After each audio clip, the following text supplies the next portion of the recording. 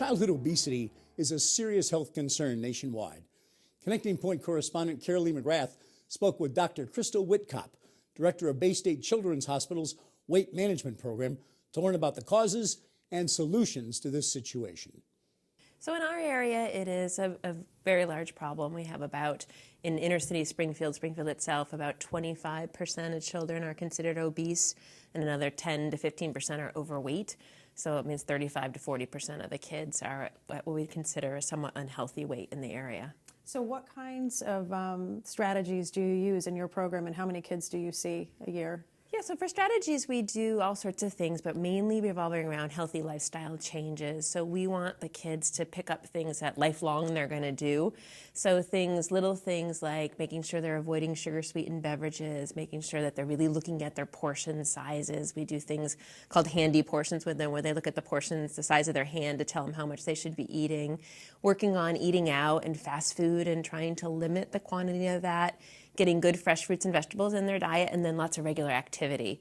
So little strategies that lifelong will build up for them. Why is this such a problem now as opposed to years ago?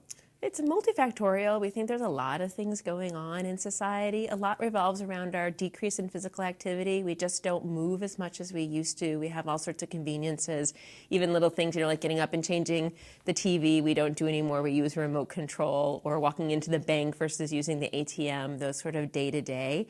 And then our food. We have a lot of access to food, and then sometimes even people who don't have a lot of access to food, the food they are accessing is poor quality, higher caloric density, so it's easier to gain weight on those products. So one of the things that I know always comes up is BMI. Like, you were talking about kids who are obese and kids who are overweight. And I have to be honest, the whole BMI thing does make me as a mother a little bit annoyed, because you look at a kid, and back when I was younger, you'd say, maybe a little chubby, maybe a little hefty, but not obese. Mm-hmm. And then all of a sudden you look at their BMI and they're off the charts. Yeah. Is that a realistic way of looking at them? You look at that kid and say, they're destined for obesity? So we use the body mass index because we know that up above the 95th percentile, we start to see diseases associated with excess weight. So when we look at children who are above the 95th percentile, they're much more likely to have high cholesterol, they're much more likely to have high blood pressure, much more likely to have what we call insulin resistance, which we think of as a precursor to diabetes, sleep apnea, those sorts of things. So if we use it as a marker of sort of increased risk for disease, it's a very, very good marker. And it takes into account their weight and their height, so that, we give height double credit almost, so that when we're plotting it, if a kid is tall, it takes that into account. So what about if the kid's short? Then you're in trouble.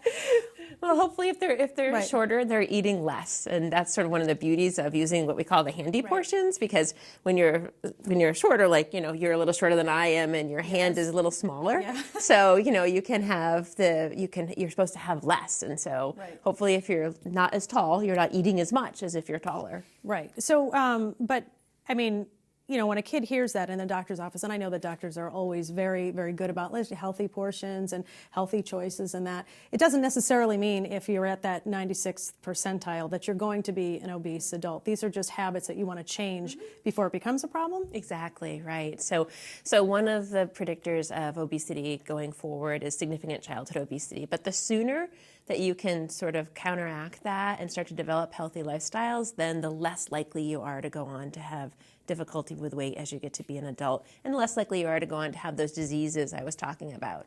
And what about changes just in general? Like, I look at one school that we had gone to recently in Springfield, maybe about a year ago, Brookings, and they had a great program called the 100-Mile Club. And these are some simple changes you could make. It's not necessarily that you have to hire a bunch of people. That's, it's 1 o'clock, everybody get up, we're going to start doing laps around the gym. I don't know if that would always work for schools, but do you want to encourage schools and even parents to think of ways to get that activity in that we would have had when we were younger playing outside, but kids don't do that anymore? Exactly. So again, thinking about ways to just incorporate activity into your daily lifestyle. It doesn't have to be that you're going to the gym, that you're on the treadmill for 30 or 45 minutes, but just getting up and moving and figuring out how do we put that back into what we do, because it's been taken away in some regards. So we have to figure out how do we get that back in. And the kids love it. Like, if you ask kid who does the Brookings 100-mile club and you talk to them about it, they're super excited And the about parents it. love it. Yeah. And the teachers do. They do a great job there. And what could you recommend for kids, who do have, who do need to lose weight? I mean, do you want them to lose weight? Do you want them to maintain weight, or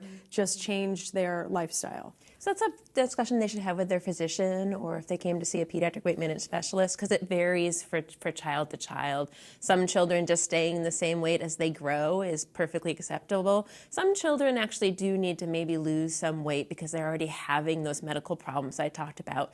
So if they already have high blood pressure, if they already have diabetes, we probably need to encourage some degree of weight loss for those kids. Can this backfire, though? Because I know that certainly not, I guess, in the last 15 years or so, but I just remember many, many years ago, the big concern about eating disorders. So that if a kid hears, gee, you're kind of tipping the scale, you're in the obesity range, that could stick in their head. How do you navigate that as a physician, as you're counseling both the child and the parent? Yeah, so that can be tough because sometimes they cross over and it can be difficult to figure out which of those is going on. But asking good questions about, again, it's about healthy eating. So if you're seeing unhealthy eating behaviors, if you're seeing meal skipping or excessive exercise, or more importantly, if you're seeing a child who's really feeling poorly about their body image, whether they're thin or a little bit overweight, then that's a conversation that you should have with them. You want them to feel good about their body and the body that they're in.